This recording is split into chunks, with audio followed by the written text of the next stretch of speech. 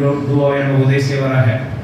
அதாவது இயேசு கிறிஸ்து நம் வாழ்க்கையிலே எதை செய்தாலும் ஒரு பக்தி விருத்திக்கு ஏதுவாக செய்வார். ஹல்லேலூயா.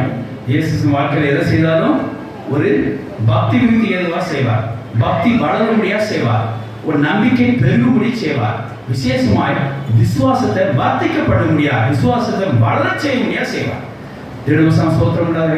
சில இது அது கண்ணுக்கு முன்னால் இருக்கும், சில இது கண்ணுக்கு பின்னால் இருக்கும். அந்த செயலானது சில இது மறைவா இருக்கும், சில இது வெளிப்படையா இருக்கும். சில இது வார்த்தை மூலமா இருக்கும், சில இது தரிசனம் மூலமா இருக்கும்.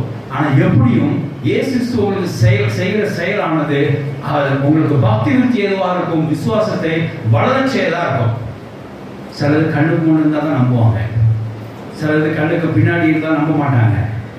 ஆனாலும் தேவன் சில காரியத்தை மறைத்து வைத்திருப்பார், அது உங்க விசுவாசத்தை வர்த்திக்க பண்றதுதான்.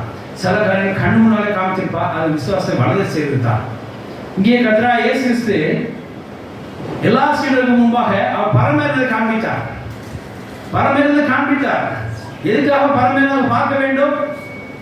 அவர்களுக்கு இன்னும் பக்தி விருத்தி செய்ய வேண்டும், வளர வேண்டும் என்பதற்காக, விசுவாசத்தை இன்னும் நம்பிக்கையில பெருகும்படியாக.